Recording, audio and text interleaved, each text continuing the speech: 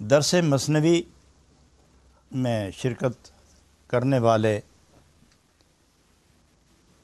صاحب ذوق احباب کے اندر علماء کرام تشریف فرما ہیں۔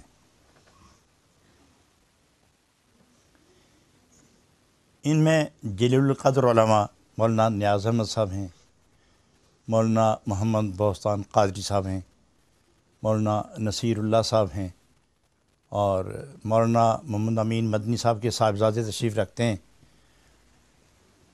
مولانا حافظ ریحان صاحب ہیں، صاحبزادہ نور العارفین صاحب ہیں، مولانا محمد نواز ہزاروی صاحب ہیں، صاحبزادہ ظہیر الدین صاحب ہیں، مولانا منظور صاحب ہیں، اور مولانا غلام جیلانی صاحب۔ تمام حضرات صاحب ارادت، صاحب نسبت، صاحب ذوق و شوق اور ارباب وفا و حیا ہیں۔ وفا و حیا کے مالک جتنے ہوتے ہیں یہ ادب سے مالا مال ہوتے ہیں، اور جو ارواح مؤدب با آداب وفا ہوں اور عشق کے آداب سے منور ہوں، وہی لوگ تصوف کی لطیف نشانیوں کو بڑی آسانی سے دل میں اتار لیتے ہیں۔ کل کی محفل میں یہ بات زیر بحث آئی تھی، یاد ہوگا آپ کو، جو نئے حضرات ہیں وہ کل کے اور آج کے اس مضمون کو ذہن میں مجتمع کر لیں کہ جانوروں میں بندر ایک ایسا جانور ہے جو انسان کی نقل اتار لیتا ہے۔ تو جناب رومی رحمۃ اللہ علیہ بندر کی حرکات بیان کرنے کے بعد وہ فرماتے ہیں کہ انسانوں میں بھی ایسے لوگ ہیں کہ جو بظاہراً شکل و صورت، عادت و خصلت، رفتار و گفتار کے اعتبار سے لگتے تو وہ انسان ہیں، مگر اندر کے اعتبار سے ان کے اندر بندر کی روح ہوتی ہے، مزاجن بندر ہوتے ہیں۔ وہ ایمان والوں کی طرح نماز بھی پڑھتے ہیں، ایمان والوں کی طرح روزہ بھی رکھتے ہیں، حج بھی کرتے ہیں، زکوٰۃ بھی ادا کرتے ہیں، لیکن دراصل یہ نماز، روزہ، حج، زکوٰۃ یہ عبادت سمجھ کر نہیں کرتے، بلکہ مومن کو شکست و رسوائی سے دوچار کرنے کے لیے وہ یہ اعمال اختیار کرتے ہیں۔ بظاہراً عبادت ہے اور بظاہراً عبادت ہے، مگر ان کی نیت میں یہ عبادت نہیں ہوتی، مومن کو نقصان پہنچانے کا ایک منحوس عمل ہوتا ہے۔ آگے جا کے وہ بیان کرتے ہیں کہ ایسے لوگ یہ شرع کی زبان میں منافق کہلاتے ہیں، اور جو لوگ ایسے نہیں ہوتے وہ شریعت کی زبان میں مومن کہلاتے ہیں۔ تو انسان اور بندر کا بار بار اعادہ کرنا، اب اصل روپ آ جانا چاہیے کہ ایک طرف منافق ہے اور ایک طرف مومن ہے۔ بندر کو بار بار بندر کہو تو اسے کوئی پرواہ نہیں، لیکن انسان کو جو شکل و صورت میں مومن نظر آتا ہے، اگر اسے منافق کہا جائے تو وہ تلملا اٹھتا ہے، وہ تڑپ اٹھتا ہے، وہ آتش بپا ہو جاتا ہے۔ اور مومن کو جب مومن کہتے ہو تو اس کے چہرے پر رنگت، خوشیوں والی ایک بہار ابھر آتی ہے۔ یہاں وہ ایک خوبصورت کیفیت بتانا چاہتے کہ یہ کیا بات ہے کہ منافق کو جب منافق کہا جائے تو وہ پریشان ہوتا ہے، اور مومن کو جب مومن کہا جائے، ایک بد خصلت انسان کو منافق کہا جائے تو وہ تلملا اٹھتا ہے، چہرہ، اس کے چہرے پر یبوست، خشکی، مایوسی، حسرت، ندامت، غضب اور کینہ، اس قسم کے بدنما دبے اس کے چہرے پر نمودار ہو جاتے ہیں۔ اور کسی کو مومن کہہ دیا جائے تو جو اس کے اندر کی خصلت ہے وہ پاکیزگی ہے، طہارت ہے اور خلق کی خوشبو ہے، وہ اس کے چہرے پر نمودار ہوتی ہے، تو مومن ہنستا نہیں لیکن چہرہ سارا ہی ہنستا نظر آتا ہے، اور منافق روتا نہیں مگر سارا وجود ہی روتا ہوا نظر آتا ہے۔ تو اب وہ یہ فرماتے ہیں کہ یہ جو حروف ہیں منافق اور مومن، یہ حرف ہی تو ہیں نا، میم، نون، الف، ف، قاف، منافق۔ اس میں رکھا کیا ہے کہ کسی کی طرف اشارہ کر کے منافق کہہ دیا جائے تو اس کی حالت بدل جاتی ہے، اور مومن میم ہے، واو ہے، میم ہے، نون ہے، ان حروف میں رکھا کیا ہے کہ کسی کو مومن کہہ دیا جائے تو وہ پریشان ہوتے ہیں۔ اور آسان سمجھو کہ کسی کو کہو کہ تم ایک نیک خصلت ہو تو وہ خوب وہ اپنے آپ کو مطمئن پاتا ہے، اور کسی کو کہہ جاؤ تم خبیث ہو اور وہ انتہائی پریشان ہو جاتا ہے۔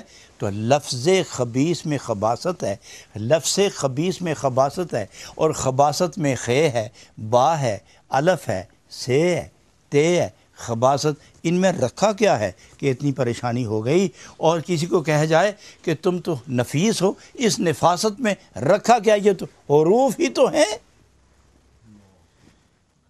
حروف ہی تو ہیں۔ حروف میں اتنی تاثیر کہاں سے آئی کہ یہ حروف آدمی سنتا چلا جائے تو آدمی دگرگوں حالات ہو جاتے ہیں۔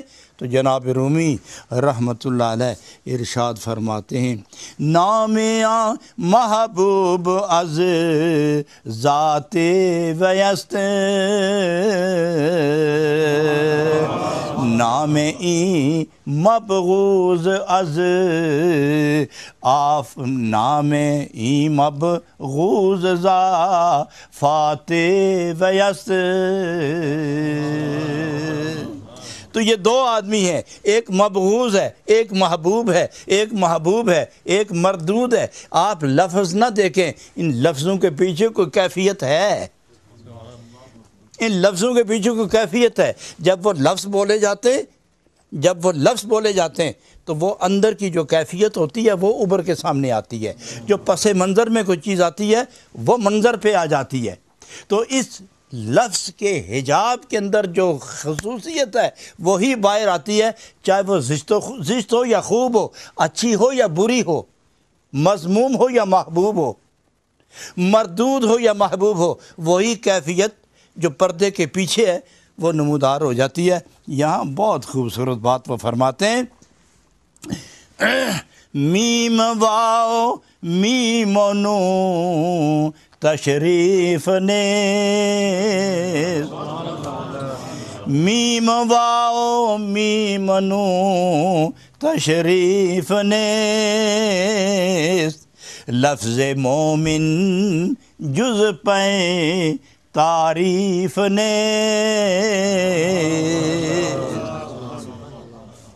میم و واو میم و نون مومن بنتا ہے، لیکن میم واو میم نون کیا ہے اس میں؟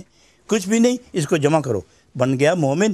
اب مومن ایک تصویر تو بن گئی، لفظوں کی تصویر بنی، لیکن جب کہتے ہیں مومن تو اس کے پیچھے ایمان کا وہ جلوہ نما پے کر سامنے آ جاتا ہے، ایمان سے دھلا ہوا پے کر سامنے آتا ہے۔ اس لیے لفظ مومن جب کہہ دیا جائے تو یہ تعریف کے بغیر نہیں ہوتا۔ تو یہیں میں ایک بات اور عرض کر دوں، اگرچہ وہ یہاں نہیں لیکن میرے حافظے کے اندر ہے، میں عرض کر دوں۔ حضرات اگر لفظ مومن میں میم وا میم نون میں کوئی ایسی کیفیت نہیں کہ جو بندے کے اندر انقلاب پیدا کرے، اس کو جمع کر کے جب ہم مومن کہتے ہیں تو مومن کے پیچھے جو کیفیت ہوتی ہے وہ کیفیت سامنے ہوتی ہے، اور جس پر کہا جائے وہی خوش ہوتا ہے. بولنے والا خوش نہیں ہوتا, سننے والا خوش ہوتا ہے. بولنے والا خوش نہیں ہوتا, سننے والا خوش ہوتا ہے. مگر دو نام ایسے ہیں کہ اگر وہ بولے جائیں تو بولنے والا بھی خوش ہوتا ہے, سننے والا بھی خوش ہوتا ہے. ایک نام ایسا ہے کہ جب وہ استعمال کیا جائے تو خوش ہونے والا ایک نہیں کروڑوں ہیں. خوش ہونے والا ایک نہیں اربوں ہیں. خوش ہونے والے ایسے نہیں ازل میں بھی ہیں, ابد میں بھی ہیں, اولین میں بھی ہیں, آخرین میں بھی ہیں. اتنے ہیں جس کا حساب نہیں. ایک لفظ ایسا بھی ہے کہ ایک آدمی بولنے والا تو اتنا خوش نہیں ہوتا, سننے والا خوش ہوتا ہے. اور ایک ایسا لفظ ہے اگر وہ بولا جائے, ایک ایسا نام ہے اگر وہ زبان پہ آ جائے تو بولنے والا وہ بھی مطمئن ہوتا ہے, وہ بھی مسرور ہوتا ہے, وہ بھی پرنور ہوتا ہے, وہ بھی متکیف ہوتا ہے, وہ بھی محظوظ ہوتا ہے, اور جس کے لیے بولا جائے وہ بھی اپنے جمال کے اظہار پر مجبور ہوتا ہے. وہ بھی اپنے جمال کے اظہار پر مجبور ہوتا ہے. وہ نام بتا دوں, محمد. میم ہے, ہے, میم ہے, دال ہے. کیا رکھا ہے اس میں, اس کے پیچھے کچھ بھی تو نہیں. میم ہے, کیا رکھا ہے اس میں, ہے, میم ہے, دال ہے, اس کے پیچھے کیا ہے. اس کو ملاؤ محمد تو خیال کہاں گیا. محمد تو زبان نے کیا کہا, لبوں نے کیا کہا, روح کے اندر وجد کیوں آیا, ایمان کے اندر جلوے کیوں ابھر کے باہر آتے ہیں, دماغ کیوں مطمئن ہوا, روح کیوں برانگیختہ ہوتی ہے کہ دوبارہ کہو, اور مومن کہتا چلا جاتا ہے, نور کی برسات برسنے شروع ہو جاتی ہے. کیوں؟ اس لیے کہ اس کے پیچھے ایک ذات ہے کہ نام کافی نہیں, اس نام کے ساتھ یہ نام, یہ اسم, اس اسم کے پیچھے ایک مسمہ ہے. نام بولتے ہی مسمہ تصور میں آتا ہے. نام بولتے ہی مسمہ تصور میں آتا ہے. جب مسمہ کی جیسی حالت ہوگی ویسے ہی نتیجہ ہوگا. جس شان کا مسمہ ہوگا اسی شان کی واردات ہوگی. مسمہ جس درجے کا ہوگا اسی درجے کی کیفیت ہوگی. مسمہ جس شان کا مالک ہوگا اسی شان کے ساتھ وہ اپنا جلوے ظاہر کرے گا. تو اب ہم بولتے میم ہے, میم دال, یہی تو ہے, جمع کرو, یہ نام بن گیا محمد. اب یہ حرف تو ذہن سے اتر گئے ہیں. حرف دیکھو جی, میں کہتا ہوں محمد, کون ہے آپ میں سے جس کے خیال میں میم آیا, ہے آئی, میم آیا, دال آیا, ہے کوئی ایسا؟ اب میں نے محمد کہا, خیال ابھر گئے, خیال نے پرواز شروع کر دی, ایمان کی قوت ساتھ مل گئی, اٹھے خیال, ایسا اٹھے کہ یہی وہ خیال کہ جس اسم کا مسمہ جہاں ہے وہیں خیال پہنچا, وہیں خیال پہنچا. اور دیکھو اب میں کہتا ہوں محمد صلی اللہ. اب یہ ہے اسم, مسمہ ہے مدینہ منورہ میں, یہاں میں لیتا ہوں نام محمد. آپ کا خیال یہاں سے اٹھا سیدھا مدینہ منورہ گیا چونکہ مسمہ وہاں ہے. بتاؤ کہ کتنی دیر میں آپ کا خیال برمنگھم سے مدینہ منورہ پہنچا ہے. ابھی میرے لب جدا نہیں ہوئے, محمد اتنا ہی تو نکلا تھا کہ خیال مدینہ منورہ پہنچ گیا.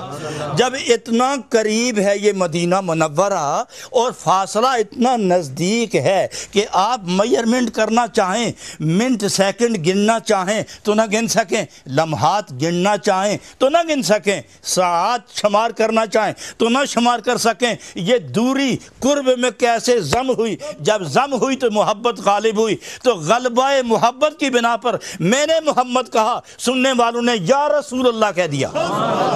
حضرات گرامی, میم ہے, میم دال, میم ہے, میم دال, یہ حروف ہی تو ہیں. میم الگ کر دو, کوئی کیفیت نہیں. ہے ہٹا کے رکھو, کوئی کیفیت نہیں. میم کو علیحدہ پھر بولو, کوئی وجدان نہیں. دال کو پھر پکارو, کوئی تبدیلی نہیں. لیکن ان کو ملاؤ, ملانے کے بعد فوراً کہو محمد. اب اس لفظ پہ خیال نہیں آیا, کان سے ٹکرائی آواز محمد, بس دل ادھر نہیں گیا, نظر ادھر نہیں گئی, فکر ادھر نہیں گیا, ذکر ادھر نہیں گیا, توجہ ادھر نہیں گئی, احساس ادھر نہیں گئے, اوسان ادھر نہیں گئے, وجدان ادھر نہیں گئے, ایمان ادھر نہیں گیا لفظ کی طرف. ایمان سیدھا لے کے سب کچھ مدینہ شریف چلا گیا, سب کچھ لے کے مدینہ شریف گیا. اور یہاں سے مدینہ شریف آنے جانے میں کتنا وقت لگا؟ اور یہ قرب کتنا ہے، قرب کتنا ہے، اتنے قرب کے پر کسی نے کہا یا محمد اور کسی نے کہا یا رسول اللہ. تو جو لوگ کہتے ہیں کہ دور والے کو، غیب کے والے کو یا رسول اللہ نہ کہو، تم میں ایمان و عشق ہوتا تو یہ لفظ ہی نہ بولتے. ایمان و عشق دوری کا تقاضا ہی نہیں کرتا، ایمان و عشق تو قرب کی منزل پر کھڑا کرتا ہے. ایمان بھی اور عشق میں جب یہ دونوں اکٹھے ہو جائیں تو محبوب کو اپنے سامنے سے ہٹنے ہی نہیں دیتا. تو عاشق جب معشوق کو بلا کے یا کہتا ہے تو اس کو سامنے دیکھ کے یا کہتا ہے. اور حضرت جامی فرماتے ہیں درو دیوار آئینہ شد از کثرت شوق. وہ فرماتے ہیں درو دیوار آئینہ شد از کثرت شوق، ہر کجا میں نی گرم روئے ترا میں بینم. درو دیوار آئینہ ہو گئے، آسمان آئینہ، زمین آئینہ، بندہ آئینہ، مرد آئینہ، عورت آئینہ، ہوا آئینہ، خلا آئینہ، پانی آئینہ، درخت، حجر، شجر، ثمر، اشجار و اسمار، ہوا، لیل و نہار، یہ سب کے سب شیشہ بن گئے. اور جب میں شیشے میں دیکھتا ہوں اپنا ہی محبوب نظر آتا ہے. اور جب محبوب نظر آئے تو پھر دوری کب رہی؟ جب دوری نہ رہی تو یا پکارنے میں تو عشق کی علامت ہے. تو اب جو میں کہتا ہوں یا رسول اللہ تو کب دور سمجھ کے کہتا ہوں، نزدیکی تو سمجھ کے کہتا ہوں. وہ نہ کہیں جن سے وہ دور ہیں. اچھا سنیے، کمال یہاں ہے کہ ہم تو پکارتے ہیں یا محمد، کیونکہ میم باؤ میم و نونو تشریف نیست لفظی اعتبار سے، مگر لفظ مومن جز پہ تعریف نیست. اور خدا کیا فرماتے ہیں؟ ایک لفظ اور ہے النبی. الف ہے، نون ہے، با ہے، یہ ہے نبی، نون ہے، با ہے، یا نبی. نون علیحدہ کر دو، با علیحدہ کر دو، یہ علیحدہ کر دو، کیا معنی ہے اس کا؟ لیکن جب متصل کر دو، ملاؤ ان کو، حرف سے حرف ملاؤ کہ جدا نہ ہو. جب تک یہ ملیں گے نہیں معنی نہیں نکلے گا، اور جب تک معنی نہیں ہوگا آپ سمجھو گے نہیں، اور جب تک سمجھو گے نہیں کیفیت نہیں ملے گی، اور جب تک کیفیت نہیں ملے گی وجد نہیں ملے گا، اور جب تک وجد نہ ملے میویت نہیں ملے گی، اور جب تک میویت نہ ملے دیدار نہ ملے گا، اور جب تک دیدار نہ ملے عشق کو تسلی نہ ہوگی، اور جب عشق کو تسلی ہوئی دیدار کے ساتھ تو یا کہو نہ کہو محبوب تو سامنے ہی ہے. محبوب تو سامنے ہی ہے. تو یہاں رب العالمین ارشاد فرماتا ہے النبی اولا بالمومنین. یہاں لفظ مومن ہے نا، لفظ مومن جز پہ تعریف نیست. یہاں رب فرماتا ہے النبی اولا بالمومنین. جو کہتے ہیں کہ نہ پکارو وہ بھی درست کہتے ہیں، اور جو کہتے ہیں پکارو یا کے ساتھ وہ بھی درست کہتے ہیں. جو کہتا ہے کہ وہ دور ہیں نہیں سنتے وہ درست کہتا ہے، اور جو کہتے ہیں نزدیک ہیں سنتے ہیں درست کہتا ہے. یہ دونوں صحیح ہیں، غلط ان میں سے کوئی بھی نہیں. جو کہتا ہے یا مت پکارو وہ دور ہے نہیں سنتے، تو ہم تمہاری تصدیق کرتے کیونکہ قرآن تیری تائید کرتا ہے. اور جو کہتے ہیں کہ وہ قریب ہیں سنتے ہیں، میں کہتا ہوں تم ٹھیک کہتے ہو چونکہ قرآن تیری تائید کرتا ہے.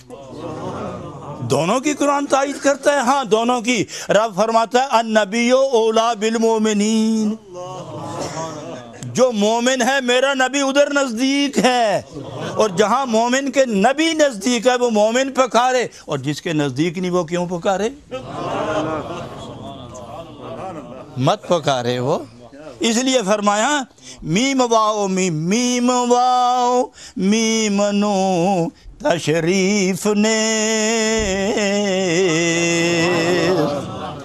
لفظ مومن جز پہ تعریف نے.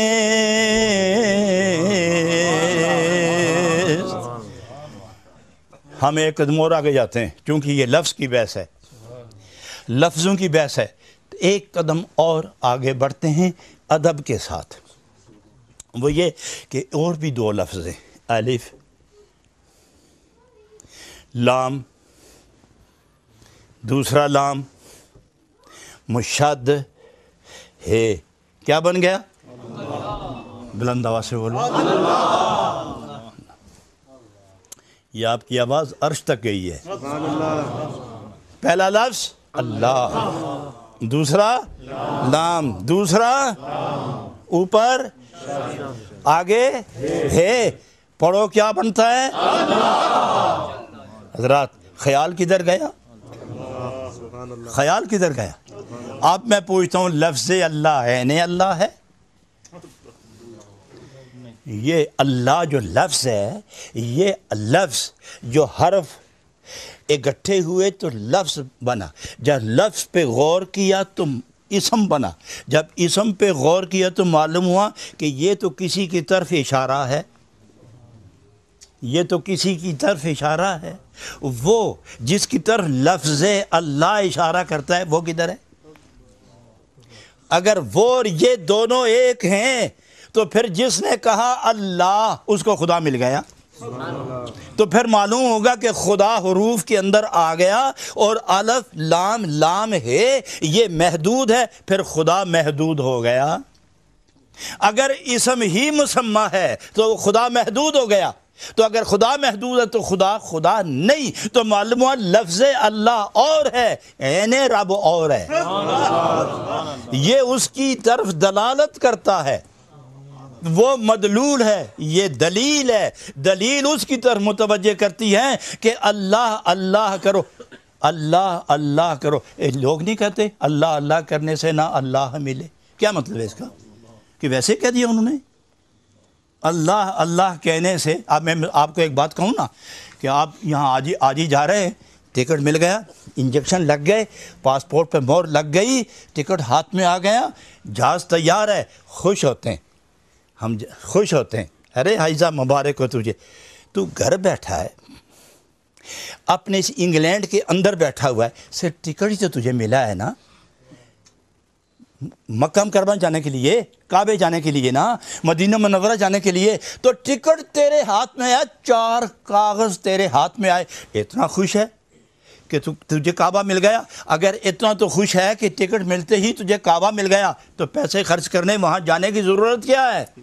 تو معلوم ہوا کہ ٹکٹ وہاں کی رہنمائی کر رہا ہے، ٹکٹ اور کعبے میں فرق ہے، یہ وہاں کی رہنمائی ہے۔ اگر اللہ اللہ کرنے سے اللہ ملتا ہے تو پھر سمجھیں گے یہی حروف ہی اللہ ہیں، مگر نہیں، جس طرح حاجی کو ٹکٹ ملتا ہے تو وجد میں آتا ہے، اس طرح لفظ اللہ، اس میں اللہ ملتا ہے، محبت کو تسکین ہوتی ہے تو امید لگتی ہے کبھی نہ کبھی محبوب مل ہی جائے گا،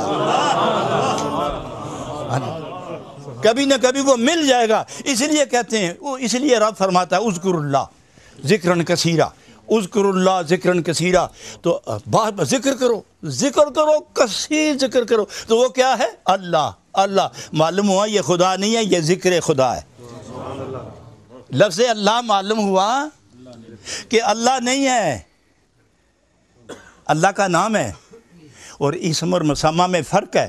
تو معلوم ہوا کہ جب آدمی نام لے تو نام پر نام آنے سے یہ حرکات کیوں بیدار ہوتی ہیں کہ اس کے پردے میں مسمى کی ذات ہوتی ہے، اس کے پردے میں مسمى کی ذات ہوتی ہے۔ اگر مسمى محبوب ہے تو وہ بھی خوش ہے۔ دیکھیے منافق کو آپ کہیں گے منافق تو وہ رنج ہوگا، آپ کو کوئی تکلیف نہیں ہوگی، اور جب کسی کو کہو گے مومن تو وہ خوش ہوگا، آپ کو کوئی خوشی نہیں ہوگی، اور جب کہو گے محمد، اب خود فیصلہ کرو نا، جب کہو گے محمد کہنے والا بھی خوش ہو گیا، جس کا نام ہے وہ بھی خوش ہو گیا، اور جس نے ازل میں رکھا تھا وہ بھی خوش ہو گیا۔ تو گویا بیک وقت یہ 3 جگہ یہ نام کام کرتا ہے، جس کے منہ سے نکلا اور جس کی ذات کے لیے نکلا اور جس نے ازل میں یہ نام تجویز کیا تھا، ان تینوں نے اس نام کو اپنے درمیان خوشی کے اعتبار سے قبول کر لیا، اور جہاں جہاں عشق کی رفتار، عشق کا کردار، عشق کی نسبت، عشق کے مالوفات، عشق کے معروفات اور عشق کے روابط، عشق کے تعلقات، عشق کی رشتہ داری جہاں جہاں ہے، وہیں معشوق کا نام لیا جائے تو ہر جگہ سے عشق تڑپنا شروع ہو جاتا ہے، ہر جگہ سے تڑپنا شروع ہوتا ہے۔ گویا بولتا ایک ہے مچلتے 20 ہیں، بولتا ایک ہے روتے ہزاروں ہیں، بولتا ایک ہے تڑپتے لاکھوں ہیں۔ کیوں؟ میں بھی محمد کہنے لگا، آپ بھی یا محمد یا محمد یا محمد یا محمد یا کیوں کہتے ہو؟ سارا جہان کیوں کہتا ہے؟ مشرق میں، مغرب میں، شمال میں، جنوب میں، خشکی میں، تری میں، صحراؤں میں، دریاؤں میں، فضاؤں میں، خلاؤں میں، آبشاروں میں، مرغزاروں میں، دشت میں، دمن میں، کوہ میں، چمن میں، ہر جگہ عاشقین موجود ہیں۔ اور جب یہ نام لیا جائے تو عشق کو مہمیز لگتی ہے، عشق تڑپاتا ہے۔ جب عشق تڑپائے تو آنکھیں بند کر کے خیال یار میں آدمی ڈوبتا ہے تو پردے اٹھتے ہیں، یار سامنے آتا ہے تو منہ سے نکلتا ہے یا محمد، تو معلوم ہوا دوری کی بنا پر نہیں، حضوری کی بنا پر، دوری کی بنا پر نہیں، حضوری کی بنا پر۔ تو جسے حضوری نہیں ہے اس کے نصیب میں دوری ہے، اور جس کے نصیب میں دوری ہے بیچارے کو مجبوری ہے، وہ کیوں یا کہے، وہ کیوں یا کہے؟ ہم نے کہنا ہے ہم بھی مجبور ہیں، تم نہ کہو تم بھی مجبور ہو کہ تم دور ہو، ہم مجبور ہیں کہ یار نظر آتا ہے اور بولے کیوں نہ۔ اللہ غنی۔ حضرات گرامی، یہاں حضرت جناب رومی رحمۃ اللہ علیہ بڑے پیار سے ایک بات اور فرما گئے ہیں۔ آپ فرماتے ہیں، گر منافق خوانی شئی نام دوں، ہم چو کشدم میں خلد در اندروں، اور کسی کو منافق کہہ دو تو وہ اس طرح اندر سے تڑپتا ہے جیسے بچھو نے اس کو کاٹ دیا ہے، بچھو نے۔ یہاں سوال ہے، سوال یہ ہے کہ جب تم اتنے تلملاتے ہو، پریشان ہو، تو تم نفاق چھوڑتے کیوں نہیں؟ کوئی دیکھے تو تم پریشان ہوتے ہو، کوئی بولے تو پریشان ہوتے ہو، سیخ پاؤتے ہو، تڑپتے ہو، مچلتے ہو، گالیاں دیتے ہو، اول پھول بکتے ہو، کیوں؟ نفاق کی بنا پر۔ تو نفاق چھوڑتے کیوں نہیں؟ نفاق تم چھوڑتے کیوں نہیں؟ بایزید بستامی رحمۃ اللہ علیہ تفریح کے لیے نکلے، نہر کے کنارے کھڑے تھے کہ ایک بچھو بہتا ہوا نظر آیا، لہروں میں بچھو، پانی کی لہروں نے اس کو اپنے سینے پر رکھ لیا، اس کو ہلنا نہ دیں، تو انہوں نے کہا کہ یہ زندہ جانور مرنے لگا ہے اور میں موجود ہوں، میرے ہوتے ہوئے یہ مظلوم تڑپ کے مر جائے۔ آپ نے جلدی سے اس کے نیچے ہاتھ رکھا تو اٹھایا، خشکی کی طرف پھینکنے ہی لگے تھے کہ اس نے ڈنگ مار دیا۔ ہاتھ جو پھینکا جھاڑا زور سے تو وہ بچھو پھر پانی میں جا گرا۔ وہ کہنے لگے پہلے تو وہ یہ ظالم خود بہہ رہا تھا، مر بھی جاتا تو کون پوچھتا مجھے، اب تو میں نے خود گرایا ہے۔ تو انہوں نے کپڑا لپیٹا ہاتھ پہ، تو دوسرے ہاتھ پہ اٹھایا، اس نے پھر ڈنگ مار کے زخم پہنچایا۔ انہوں نے جب باہر پھینکا تو وہ ایک تنکا لے کے اس کے قریب بیٹھ گئے۔ ظالم کمینے کہیں کے، تم واقعی خبیث ہو، میں نے تجھے موت سے بچاؤ، تم نے ڈنگ مارا۔ بچھو کہنے لگا میرے اللہ، تیرا دوست میرے سامنے بیٹھا ہوا ہے، مجھے زبان دے کہ میں تیرے یار سے بات کروں۔ اللہ نے فرمایا بولو۔ سبحان اللہ۔ بایزید بستامی، میں تیری قدموں کی جو دھول ہے اس پہ قربان جاؤں۔ مجھے میرے رب نے جس کے لیے بنایا ہے نا، میں مجبور ہوں، میں تعمیل امر حق پر مجبور ہوں۔ میرا کام ہے، کوئی پتہ لگا؟ کوئی سمجھے؟ بچھو نے کیا کہا؟ میرا کام ہے ڈنگ مارنا۔ اور بایزید آپ انسان ہیں، آپ کا کام ہے احسان کرنا، آپ کا کام ہے۔ ہم باز نہ آئیں گے اپنی خو سے، آپ کیوں باز آئیں گے اپنے حسن سے؟ ہم اپنی خو اور وضع نہ بدلیں، آپ اپنا حسن کیوں بدلائیں؟ آپ احسان کرتے جائیں، ہم ڈنگ مارتے جائیں گے۔ دیکھو یار، میں بات کروں، وہ غار میں ایک سانپ نکلا تھا نا باہر، کوئی خیال آیا؟ کہاں ہیں اس وقت آپ غار ثور میں نہیں پہنچ گئے ابھی یہ نہیں دیکھتے کہ وہ نبی پاک تشریف فرما ہے، یہ صدیق اکبر رو رہے ہیں۔ یہ سانپ ہے جو سوراخ سے سر نکال کے زبان ہلا رہا ہے۔ سید عالم فرماتے ہیں کیا ہوا؟ اس ظالم نے مجھے ڈس لیا ہے۔ تو فرمایا پھر کیا ہوا؟ یہ لو خیر ہو گئی نا۔ ارے تو نے ایسا کیا کیوں؟ ایسا کیا کیوں؟ ہم بھی تو محبین میں ہیں نا، ہم بھی تو غلاموں میں ہیں، ہم بھی تو محبین میں، ہمارا راستہ کیوں روکا گیا؟ معلوم ہوا کہ محبین کی صف میں غیر جنس بھی شامل ہو جائے تو جنس نہیں بدلا کرتے، محبت سوار بھی ہو جائے تو حیثیت نہیں بدلتی، کافر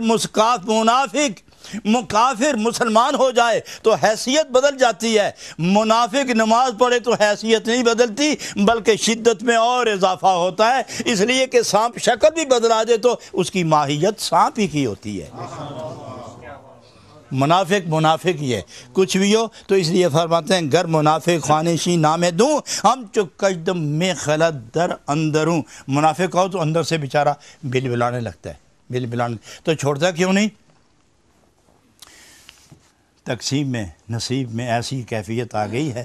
تو میں عرض کروں دوستو کہ جن کے دلوں میں، ارواح میں، خیال میں، مقال میں، گفتگو میں، جستجو میں، آرزو میں، رفتار میں، گفتار میں، سونے جاگنے، چلنے پھرنے، کھانے پینے، پہننے میں، بیٹھنے اٹھنے لیٹنے میں، ہر معاملے میں اللہ نے اس کو اپنے محبوب کی اداؤں کا قیدی بنا دیا ہو، وہ اپنے بخت پر جتنا بھی ناز کرے شکر ادا نہیں کر سکتا۔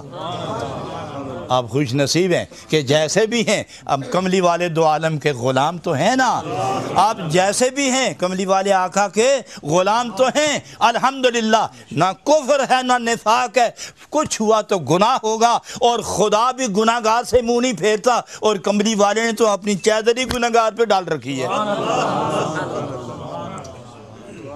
نہ کفر ہے ہم میں نہ نفاق ہے، گناہ ہی ہوگا نا، گناہ ہی ہوگا۔ اور سنو خدا فرماتے ہیں جل جلالہ، لوگو اگر تم گناہ نہ کرتے نا میں تمہیں ہٹا کر اور لوگوں کو لاتا، جو گناہ کرتے پھر رو کے سر سجدے میں ڈالتے، میں خوشیوں سے رحمت کی برسات کر دیتا ان پر۔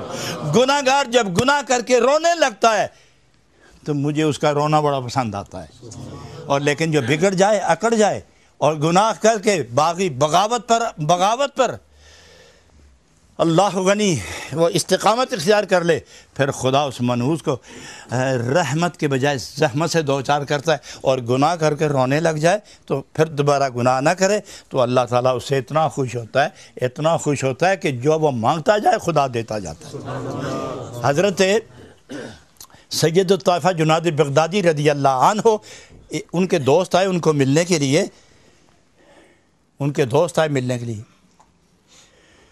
تو انہوں نے مسافہ کیا، تھوڑا سا سر اٹھایا پھر جھکا لیا، تو کہنے لگے میں نے سنا ہے کہ آپ سر نہیں اٹھاتے آج کل۔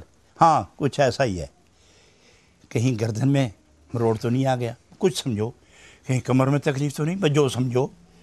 تو پھر ہوا کیا؟ آپ دیکھتے کیوں نہیں؟ مظاہر قدرت وہاں نہیں ہے، سر نہیں اٹھاتے۔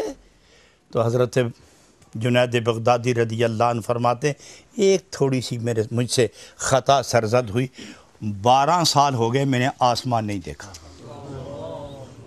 12 سال ہو گئے آسمان نہیں دیکھا۔ کیوں نہیں دیکھا؟ مجھے اپنے خدا سے حیا کی وجہ سے میں نے آسمان کی طرف سر اٹھانا چھوڑ دیا ہے۔ یہ وہ لوگ ہیں جو قرب کی منزل پر رہتے ہیں، اگر یہ یا کہیں تو یہ سن کے نہیں کہتے، یہ دیکھ کے کہتے ہیں۔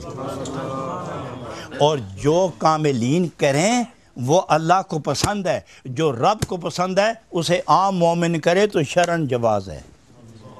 میں نہیں جانتا کہ بخاری نے کیا لکھا اور مجتہدین کیا لکھتے ہیں، میں یہ کہتا ہوں کہ جو محبوبان خدا جو کرتے ہیں اور ان کو روکا نہیں جاتا تو وہ خدا کو پسند ہے، تو جس بات کو خدا پسند کرے ہم بلا دلیل اس بات پر عمل کرتے ہیں۔ کوئی نہیں دیکھتے قاضی خان نے کیا لکھا ہے، شامی نے کیا لکھا ہے، ہم صرف یہ دیکھتے ہیں کہ یہ جو سر سجدے میں گیا اور لبیک عبدی کا خطاب لے کر اٹھا ہے، اس کی کون سی بات اللہ کو پسند آئی ہے، اس ادا کو ہم اپنانے کے لیے ہر وقت تیار ہیں۔ یہاں یہ حضرت جناب رومی رحمۃ اللہ علیہ فرماتے ہیں، یہ آخری شعر آج کے اس درس کا بڑا خوبصورت ہے۔ آپ فرماتے ہیں گرنہ آ نام اشتقا کے دوزخ است، پس چرا در و مذاق دوزخ است۔ اچھا، یہ لفظ منافق ہے، اس منافق میں دوزخ جیسی چنگاریاں اندر موجود ہوتی ہیں اس لفظ میں۔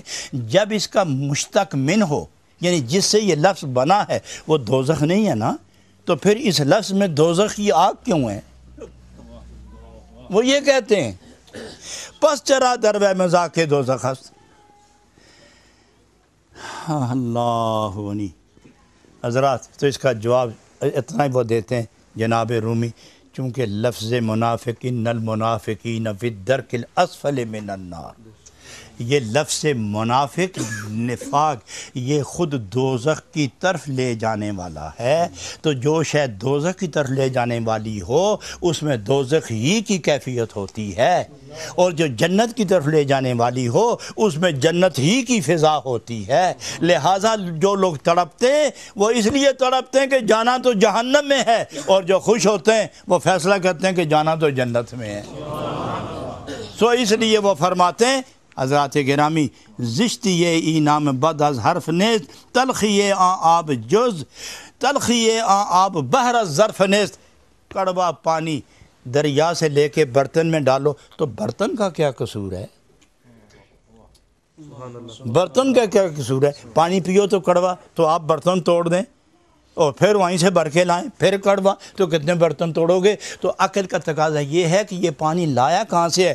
برتن کا قصور نہیں ہے، جہاں سے پانی آیا ہے وہ ماخذ تلاش کرو، وہ منفذ تلاش کرو، وہ مرکز تلاش کرو، وہ مبدا تلاش کرو، وہ ماخذ تلاش کرو۔ پانی کہاں سے آیا؟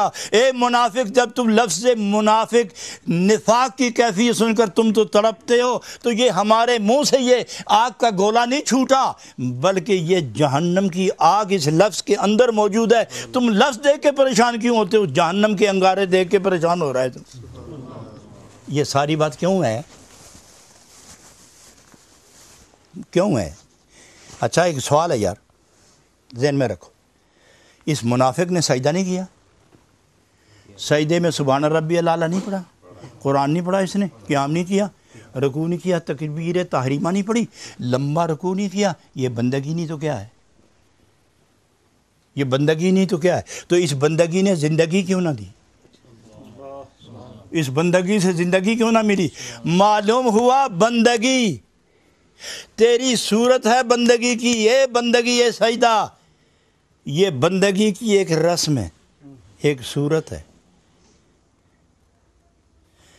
دیوار پر ایک تصویر بناؤ، وہاں ایک سر بناؤ، اس میں آنکھیں رکھو، اس میں ناک لٹکاؤ، دو کان چپکاؤ، بڑی سی داڑھی رکھو، خوبصورت زلف بناؤ، اور ناک رکھو موٹی سی، پھول لے کر اس کی ناک کے ساتھ رکھو۔ باہر سے کوئی آ جائے، وہ پوچھیں صوفی جی یہ کیا کر رہے ہیں آپ؟ تو وہ صوفی کرے کیا؟ اسے دیکھو، نہیں سمجھے میرا خیال ہے۔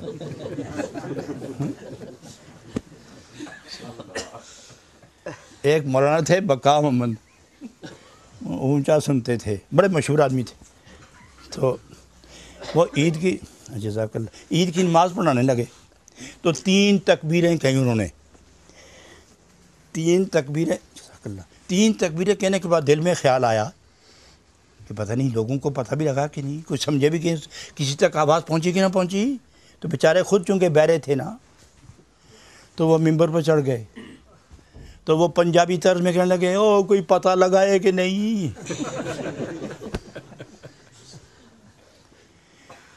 ایسا کیوں ہے؟ بہرا دوسرے کو بہرا سمجھتا ہے، اور منافق دوسرے کو منافق سمجھتا ہے، اور مومن دوسرے کو مومن سمجھے نہ سمجھے گمان نیک رکھتا ہے۔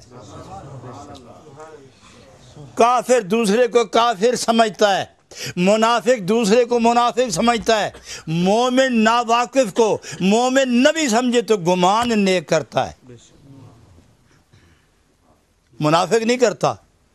تو چونکہ اس نے نماز جو پڑھی اب جو اس نے یہ رکعت، قیام، سجود، قعود، تلاوت، عبادت، تصویر بناؤ ایک کاغذ پر بنا کے اس کا ناک کے سامنے پھول رکھو اور پھر خود سونگو.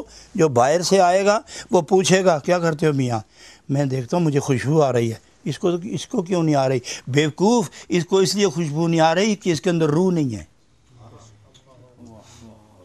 اس کے اندر تمیز نہیں ہے، اس کے اندر دماغ نہیں ہے. اور روح ہو اور دماغ نہ ہو، روح ہو اور عقل نہ ہو، روح اور ادراک نہ ہو تو خوشبو پھر بھی نہیں آتی. روح کے ساتھ عقل، عقل میں ادراک، ادراک میں ایمان کی قوت، یہ موجود ہو تو خوشبو آنے لگتی ہے. دیوار پر تصویر دیکھ کے پھول اس کے ناک کے ساتھ لگاؤ، خوشبو نہیں آئے گی، چونکہ اس میں عقل نہیں، اس میں روح نہیں ہے. جب روح نہیں تو سمجھے گا کیا؟ تو اے منافق تو نماز پڑھ، تیری نماز میں خوشبو نہیں، چونکہ اس میں روح نہیں. وہ روح کیا ہے؟ میرے محبوب کے ادب اور عشق نہیں ہے. تیرے دل میں میرے محبوب کا نہ ادب ہے نہ عشق ہے، اس لیے تیری نماز بے روح ہے. اور بے روح نماز رسم نماز، تصویر نماز، شکل نماز ہے، عین نماز نہیں. اور جو عین نماز نہیں وہ بندگی نہیں، اور جو بندگی نہیں اس میں زندگی نہیں ہے.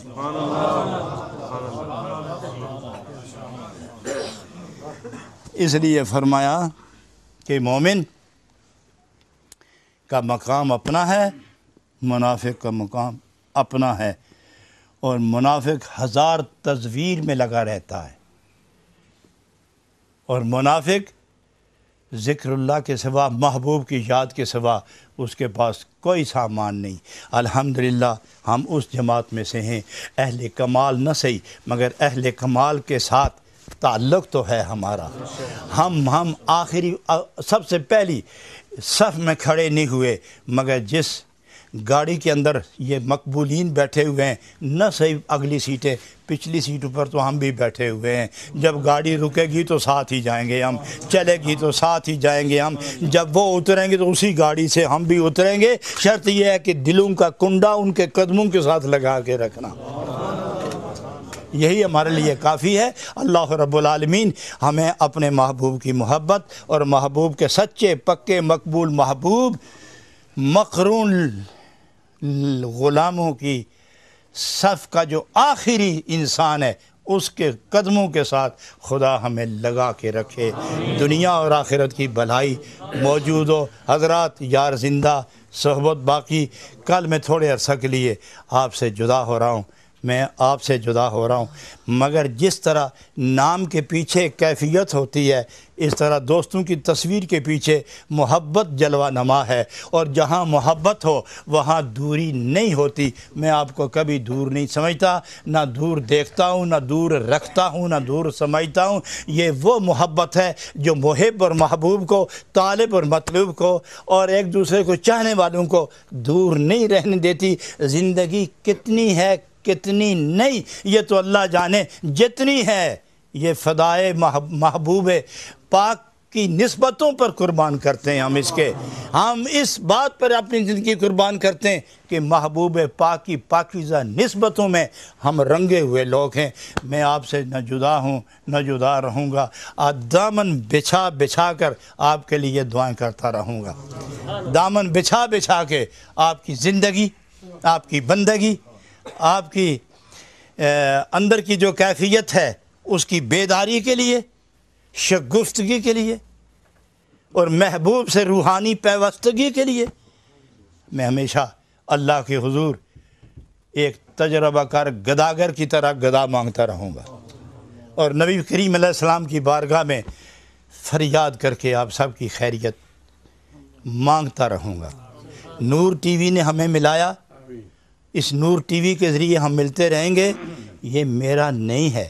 آج ایک خوبصورت انٹرویو سمجھیں، درس سمجھیں، مشورہ سمجھیں، پیغام سمجھیں، بشارت سمجھیں، اور ایک خوبصورت منزل پر پہنچنے کی یہ تحریک سمجھیں، اور تحریک میں ایمانی قوت کا ایک پیغام سمجھیں جو حضرت علامہ مولانا محمد بوستان صاحب قادری مدظ ذلہ نے ٹی وی پر بیٹھ کے اپنا پیغام ریکارڈ کرتے ہوئے جو پیغامات دیے ہیں. میں دل کرتا ہے کہ وہی پیغام آپ کو سناؤں، اور وہ ایک بھرپور تقریر ہے. وہ ایمان کی قوتوں کا ایک نچوڑ ہے. آپ یاد رکھیں کہ ہم سب نے ٹی وی چلانا ہے۔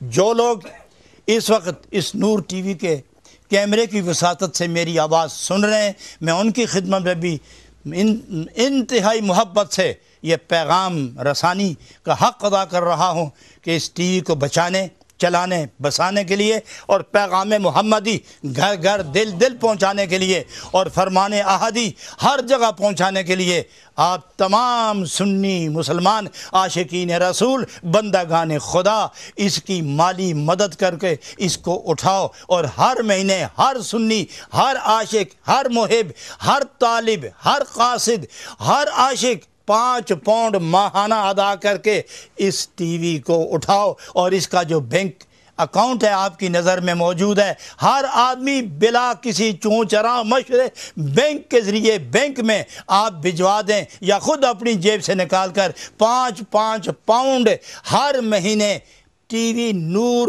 ٹی وی کے بینک اکاؤنٹ میں ڈالتے چلے جائیں، تاکہ ایک تو آپ کو ثواب ملے، مغفرت ملے، سعادت ملے، ذکر خدا اور ذکر نبی کے بدلے میں جنت کی فضائیں ملیں، اور ساتھ ٹی وی کو سعادت ملے کہ یہ اپنا پروگرام جاری رکھنے میں اسے کسی وقت بھی کوئی کمزوری لاحق نہ ہو۔ پھر میں دعا گو ہوں اس ٹی وی کے کارکنان کے لیے، ڈاکٹر امتیاز صاحب کے لیے، اور اسی طرح انور صاحب کے لیے، افتخار صاحب کے لیے، معظم ہیں، اور 2-4 دوست میرے اور ہیں۔ میں ان کے لیے دعا گو ہوں کہ یہ رات دن جو جس محنت، لگن، محبت، پیار سے کام کر رہے ہیں، اللہ اس کا بدلہ دارین میں نصیب فرمائے۔ وہ علماء کرام جو اپنا وقت دے کر قوم تک پیغام حق پہنچا رہے ہیں، اللہ ان کے فیضان میں، درجات میں بلندی اور سرکار دو عالم کی بارگاہ میں قبولیت کا اعزاز بخشے۔ یہ جو حضرات آپ بیٹھے ہوئے ہیں اور آپ کے لواحقین، جس طرح آپ نے محبت کا اظہار کیا ہے، خدا آپ کو دارین میں شاد کام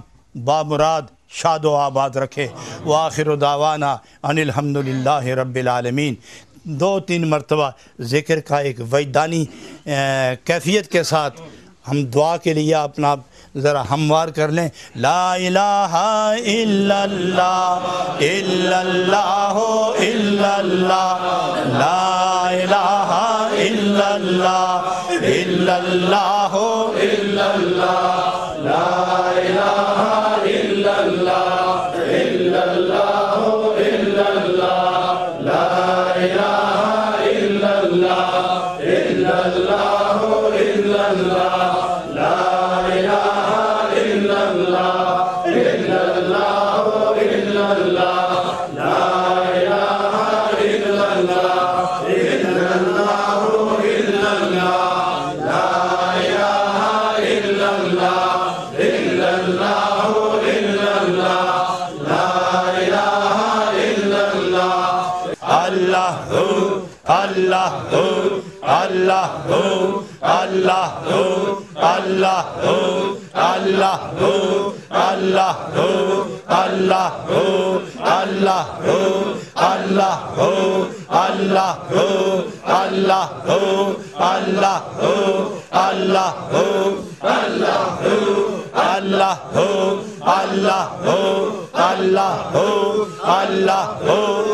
اللہ